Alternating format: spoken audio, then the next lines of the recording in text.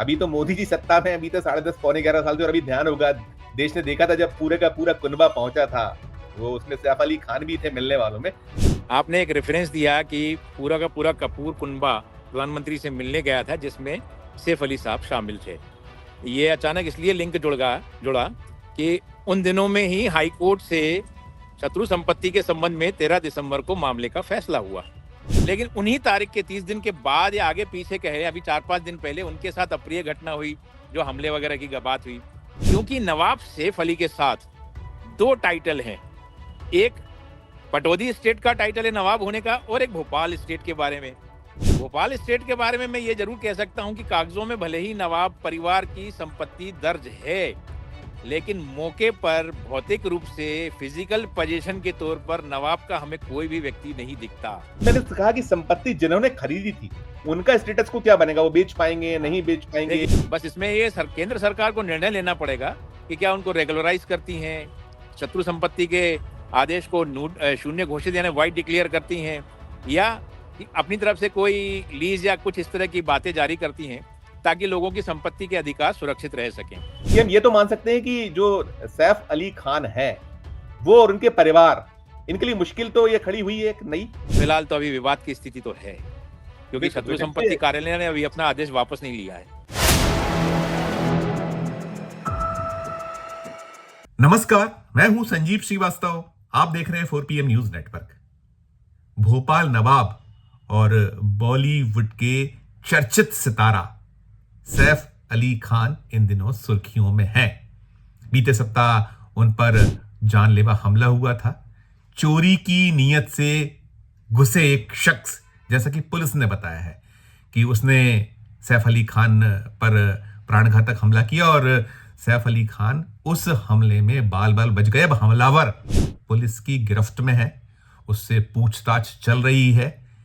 कहां का वो रहने वाला है, क्या उसका मंतव्य था, कौन कौन इसके पीछे हो सकते हैं या उसके साथ रहे, तमाम जो पक्ष पहलू हैं, हर एक एंगल पर पुलिस जांच करी। पुलिस ने आरंभिक जो बात कही है वो ये कहा है कि चोरी की नीयत से वो घुसा था और जांच पड़ताल चल रही है। सैफ अली खान की जान पर बनाई थी, वो एडमिट रहे अस्पताल में और अस्पताल से उन्हें छुट्टी मिल गई है, वे घर आ गए हैं। अब उनकी जो हालत है ठीक है, स्वास्थ्य में सुधार हो रहा है, उन्हें आराम करने को कहा गया है और पुलिस उनसे भी पूरी के पूरे मामले में जानकारियां एकत्र कर रही है और तमाम कोणों पर पूरे मामले की जांच चल रही है। तो वो एक मामला है जिससे सैफ सुर्खियों में, और ना केवल भारत बल्कि दुनिया भर में जो उनके प्रशंसक फैले हुए हैं वो भी यही चाह रहे हैं कि एक तो सैफ जल्दी से जल्दी स्वस्थ हों और साथ में पीछे के जो कारण हैं इस पूरे घटनाक्रम के वो क्या है वो भी सामने आने चाहिए। तो ये तो एक बात हुई, लेकिन दूसरा जो पक्ष या पहलू है एक और, जो सैफ संकट में है, उनके समक्ष एक दूसरा बड़ा और संकट पैदा हो गया है और वो संकट उनकी अरबों रुपए की संपत्ति, और जहां से मैंने शुरू किया था भोपाल नवाब, ये तमगा सैफ अली खान के पास है, इन दोनों पर बनाई है। कोर्ट के एक आदेश के बाद से ये मामला, ये मसला, जो उनकी बहुत बड़ी तादाद में संपत्तियां हैं, वो संपत्तियों का क्या होगा, और बहुत सारे सवाल कोर्ट के आदेश के बाद खड़े हो गए हैं। तो ये जो मसला और मामला है और जो केंद्र सरकार के कुछ आदेश हैं, 2 अलग अलग किस्म के आदेश, उनके चलते ये जो कोर्ट के आदेश के बाद संकट सैफ पर गहराया और उनकी संपत्ति पर भी आंच आ रही है। क्या है पूरा मामला, क्या है पूरा मसला, इसे जानने के लिए चलेंगे एक बहुत खास मेहमान के पास। मेहमान का नाम है जगदीश छावानी, सीनियर एडवोकेट हैं और ये जो नवाब संपत्ति और जो मर्जर के मामले हैं, मर्जर और नवाब संपत्ति मामलों के आप जानकार हैं। तो चलते हैं सीधे जगदीश छावानी जी के पास और समझते हैं, जानते हैं, बूझते हैं कि क्या कुछ ये जो कोर्ट का आदेश आया है, ये हाई कोर्ट का आदेश है और जो संपत्तियां हैं वो भोपाल की संपत्तियां हैं। भोपाल नवाब की हैसियत से जो मिल्कियत संपत्तियां मिली हुई हैं सैफ अली खान को और उनके पास जो तमगा है भोपाल नवाब का, उस पर कैसे बनाइए। तो चलते हैं सीधे जगदीश छावानी जी के पास और जुड़ते हैं उन्हें। वो हमसे जुड़ गए हैं। एडवोकेट जगदीश छावानी। जगदीश जी, बहुत बहुत स्वागत है। मैं बातचीत का सिलसिला शुरू करने के पहले बताऊं कि जगदीश जी सीनियर एडवोकेट तो हैं ही, भोपाल में आप प्रैक्टिस करते हैं, साथ साथ आप जो मध्य प्रदेश हाई कोर्ट है उसमें आप अपीयर होते हैं, साथ साथ एक पूरी की पूरी निगाह नजर जो ये विधि से जुड़े मामले मसले हैं उस पर रखते हैं। और खास बात यह है कि जो मर्जर के मामले हैं, मर्जर या जो नवाब संपत्तियों से जुड़े मसले मामले, उसके आप एक्सपर्ट कहलाते हैं। तो ऐसे जगदीश छावानी जी हमारे साथ हैं। जगदीश जी, पुनः आपका बहुत बहुत स्वागत। मैं शुरुआत यहीं से करूंगा कि ये जो हाईकोर्ट का फैसला क्या कुछ आया है और क्या कुछ अभी तत्काल में संकट पैदा हो रहा है, पहली प्रतिक्रिया आपकी जगदीश जी।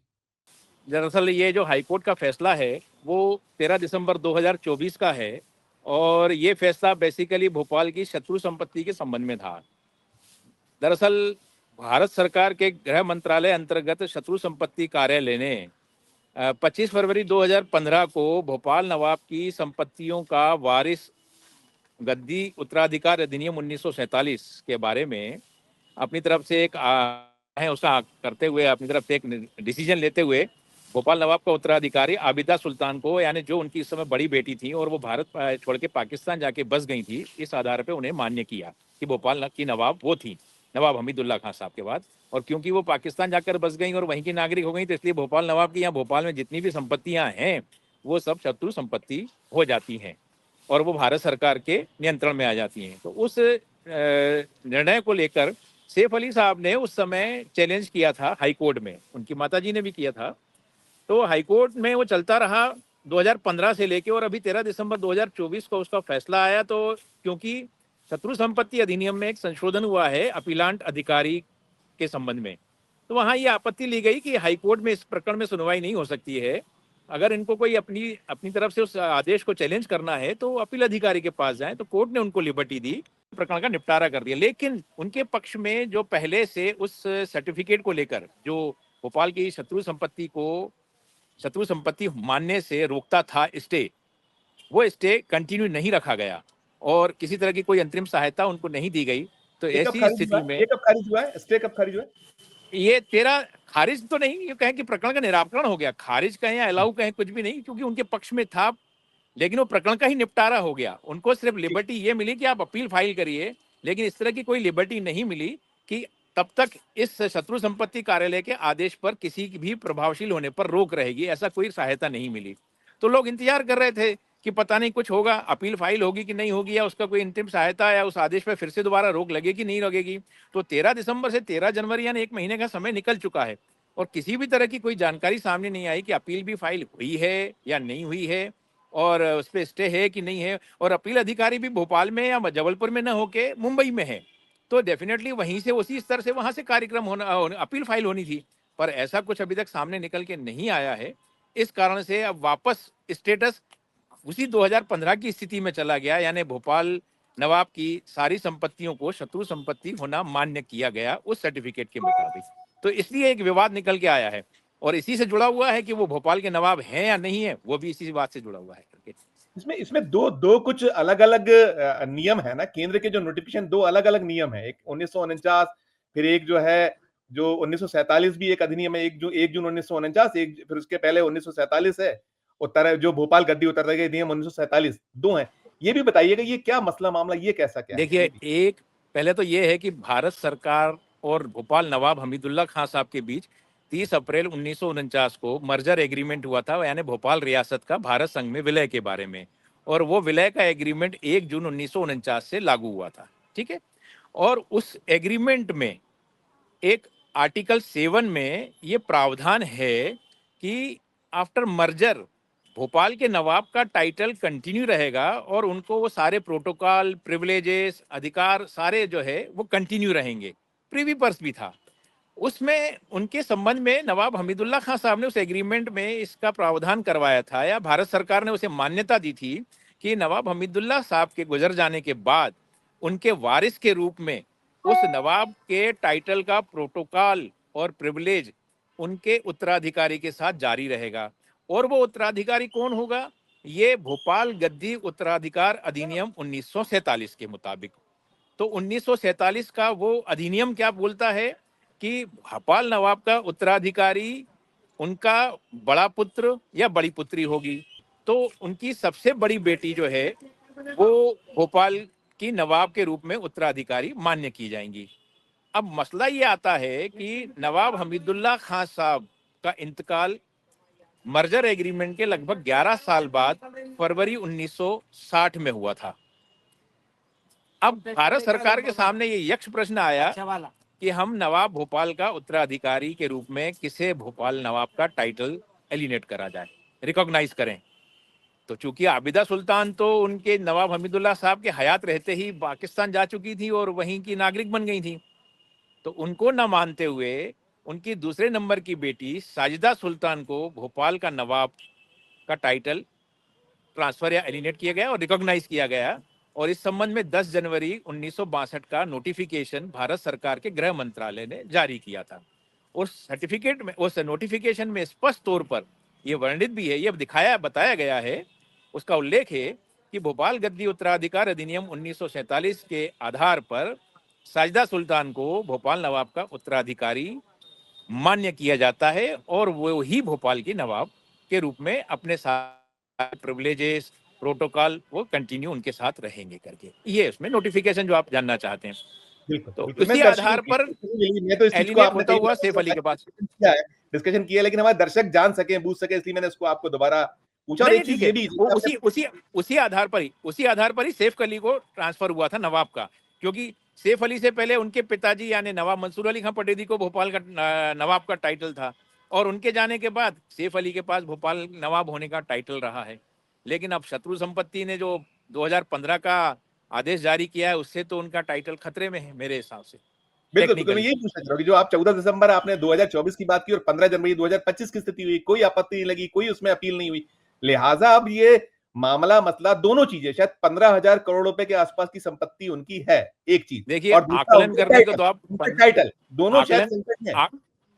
हाँ देखिए, है तो वो मामला विवादित, करोड़ों नहीं अरबों भी हो सकती हैं। अब 15,000 करोड़ है या कितने हजार करोड़ है, ये इस मामले में तो मैं ना एक्सपर्ट हूं ना मैं उसका अनुमान लगा सकता हूं, लेकिन मैं इतना जरूर बता सकता हूं कि क्योंकि शत्रु संपत्ति कार्यालय ने 25 फरवरी 2015 का जो आदेश जारी किया है, उस आदेश के मुताबिक नवाब हमीदुल्लाह खां साहब के 1960 के बाद उनके उत्तराधिकारी आबिदा सुल्तान को मान्य किया है।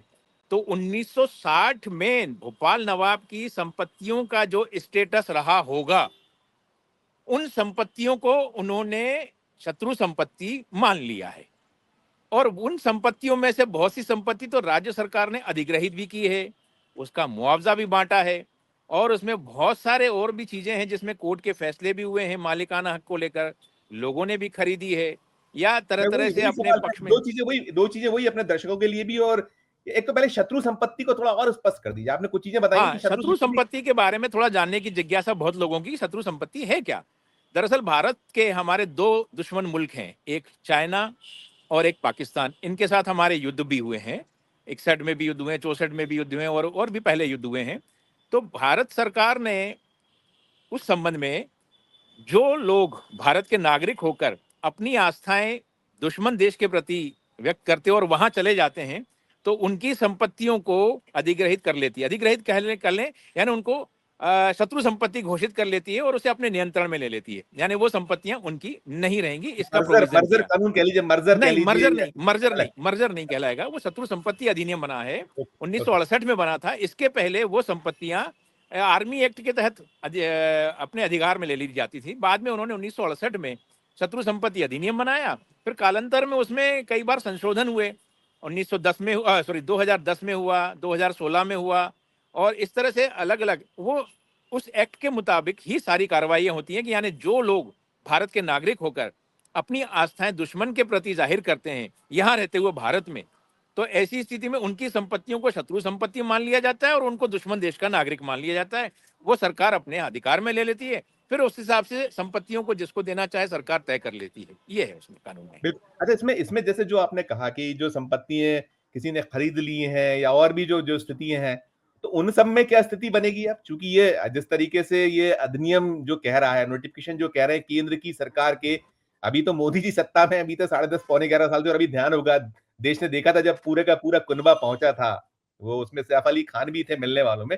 तो उन सब पर क्योंकि बड़ा एक अभी एक दो चीजें हैं, एक उन पे जो हमला हुआ है वो, फिर ये दूसरा बड़ा संकट ऐसा माना जा सकता है या कहा जा सकता है कि तकलीफ तो होगी, कोर्ट कचहरी कानूनी आपको लड़ाई तो लड़ना होगी।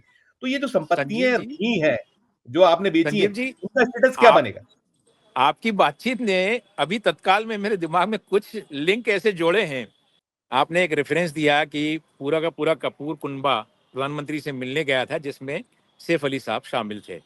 ये अचानक इसलिए लिंक जुड़ा कि उन दिनों में ही हाई कोर्ट से शत्रु संपत्ति के संबंध में 13 दिसंबर को मामले का फैसला हुआ और उसमें उन फैसले में उनको 30 दिन के अंदर अपील फाइल करने की एक सुविधा दी गई और वो अपील फाइल होनी थी शत्रु संपत्ति कार्यालय के मुंबई स्थित। अब वहां अपील फाइल हुई या नहीं हुई 30 दिन के अंदर वो एक अलग बात है, लेकिन उन्हीं तारीख के 30 दिन के बाद या आगे पीछे कहे अभी 4-5 दिन पहले उनके साथ अप्रिय घटना हुई, जो हमले वगैरह की बात हुई, वो मामला वहीं अटक गया। यानी ये लिंक जुड़ता जा रहा है। तो ऐसी स्थिति में क्योंकि नवाब सैफ अली के साथ 2 टाइटल हैं, एक पटौदी स्टेट का टाइटल है नवाब होने का और एक भोपाल स्टेट के बारे में। भोपाल स्टेट के बारे में मैं ये जरूर कह सकता हूं कि कागजों में भले ही नवाब परिवार की संपत्ति दर्ज है, लेकिन मौके पर भौतिक रूप से फिजिकल पोजीशन के तौर पर नवाब का हमें कोई भी व्यक्ति नहीं दिखता। ना ही कहीं पर इस बात का बोर्ड लगा हो या नोटिफिकेशन जारी हो कि ये संपत्ति नवाब परिवार की संपत्ति है, यहाँ पे किसी को कोई दखल अंदाज ही नहीं है। ऐसा कुछ भी नहीं है, कहीं भी नहीं है। यानी देखा जाए तो प्रॉपर्टियां लोगों के कब्जे में हैं। यानी उनको भी ये पता है कि हमारे पास भोपाल में कोई प्रॉपर्टी नहीं है, तो अब हम करते हैं या नहीं करते ये उनके विवेक के ऊपर निर्भर करता है, अपील करें या ना करें। तो इसलिए वो लिंक जुड़ता गया कि वो अपील करेंगे तो किस आधार पे करेंगे, क्या करेंगे, या नवाब के टाइटल को बरकरार रखने के लिए करेंगे या प्रॉपर्टी को प्रोटेक्ट करने के लिए करेंगे, ये क्वेश्चन मार्क उठता है।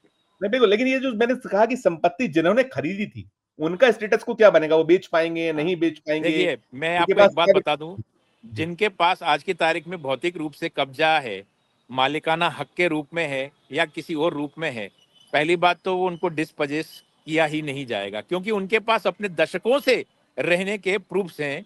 उनके पास मालिकाना हक के दस्तावेज हैं, दशकों से, सालों से नहीं, दशकों से कितने, हैं। शायद बहुत बड़ी तादाद में लाखों लोग हैं, शायद कितने वो लाख लोग हैं? लाखों लोग हैं, बहुत बड़ा एरिया है, बहुत बड़ा एरिया है। अच्छा, सिर्फ ये लोग ही नहीं, राज्य सरकार ने भी जमीनें अधिग्रहित करके उनका मुआवजा बांटा है, एक्वायर करके। इस बारे में अब गेंद जो है भारत सरकार के पाले में है कि वो इस शत्रु संपत्ति कार्यालय से जारी सर्टिफिकेट को या तो विड्रा करे या उसे 1962 के नोटिफिकेशन को उसको कंटिन्यू मान्य करे, क्योंकि वो 1962 का नोटिफिकेशन सुप्रीम कोर्ट तक ने मान्य किया है। मैं ये बताने की कोशिश कर रहा हूँ कि यहाँ से लोगों को उनकी संपत्तियों से बेदखल करने में तो दिक्कतें आएंगी, क्योंकि लाखों की तादाद में है, ये कुछ लोगों के साथ सीमित नहीं है। और सन 1960 से लेके कि आज की स्थिति में बहुत सारे विवाद की स्थितियां बनेंगी।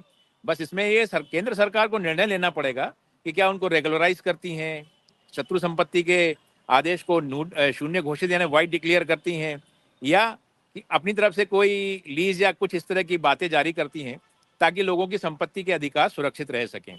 वो एक सरकार को कस्टोडियन निर्णय लेना कस्टोडियन है। किसी को कस्टोडियन कलेक्टर को बना सकते हैं, ये भी संभावना है? कस्टोडियन अधिकारी जो होता है वो भोपाल के जिला कलेक्टर, भारत सरकार ने पहले ही उसमें शत्रु संपत्ति कार्यालय ने जारी किया है। और इवन 2015 में तो उन्होंने सर्वे दल भी बना दिया था कि शत्रु संपत्ति को चिन्हित करते हुए वहां मार्क किया जाए कि ये शत्रु संपत्ति है।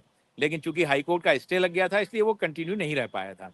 अब चूंकि हाईकोर्ट का जजमेंट आ चुका है, अब कलेक्टर के पास वापस गेंद पहुंच चुकी है। वो उनकी उदारता या उनका नजरिया, उनका लेकिन विवेक, ये तो केंद्र की सरकार पर निर्भर होगा ना, केंद्र हाँ जो डेफिनेटली डेफिनेटली डेफिनेटली, क्योंकि अब ये भी तो देखना जानना जरूरी है ना कि अपील बोलिए। फाइल की गई है या नहीं की गई है और वहां से कोई स्टे मिला है या नहीं मिला है। लेकिन फाइनली हम इसमें अंतिम सवाल यही करूंगा, क्योंकि संकट भी है हमारा, बहुत सारी चीजें और पूछना चाहता, लेकिन यही कहला के खत्म करता हूं कि हम ये तो मान सकते हैं कि जो सैफ अली खान है वो और उनके परिवार, इनके लिए मुश्किल तो ये खड़ी हुई है एक नई।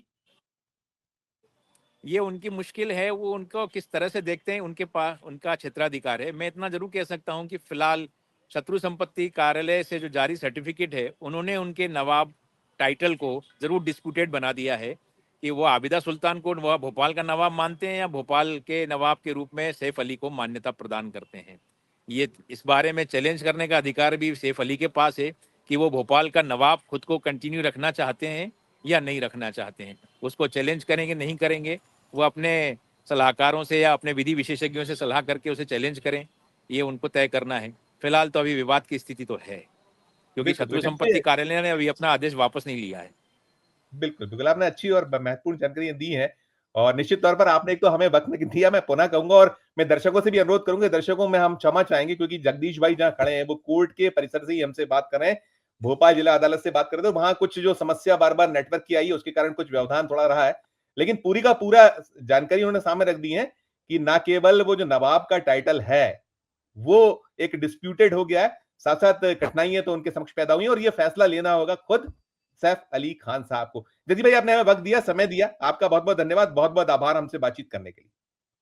तो ये थे भोपाल के एक सीनियर एडवोकेट जगदीश छावानी जी, जो बता रहे थे कि जो सैफ अली खान के लिए जो नई कठिनाइयाँ, नई मुश्किलें हैं, एक तो उनका टाइटल, वो नवाब का जो टाइटल है या जो पटौदी वाला जो एक उनके पास टाइटल है, वो दोनों दिक्कत में आ रहे हैं। ये जो केंद्र सरकार के जो नोटिफिकेशन है, अधिनियम है और जो हाई कोर्ट ने जो जो एक इस पे स्टे रहा है, उसको खारिज नहीं कहेंगे लेकिन उसको लेकर जो स्थिति अब पैदा हुई है, जिसके बारे में तफसील से बताया गया जगदीश छाबानी जी जो सीनियर एडवोकेट हैं उनके द्वारा। तो पूरी की पूरी स्थिति ये है और अब आगे जो है, गेंद यदि किसी के पाले में है तो वो केंद्र की सरकार के पाले में है और उसको लेकर जो कुछ करना है, वो करेंगे सैफ अली खान या उनके जो परिजन, उनके एडवोकेट्स, उनके द्वारा इसमें आगे जो कुछ होगा, वो हो पाएगा। इस चर्चा में फिलहाल इतना ही।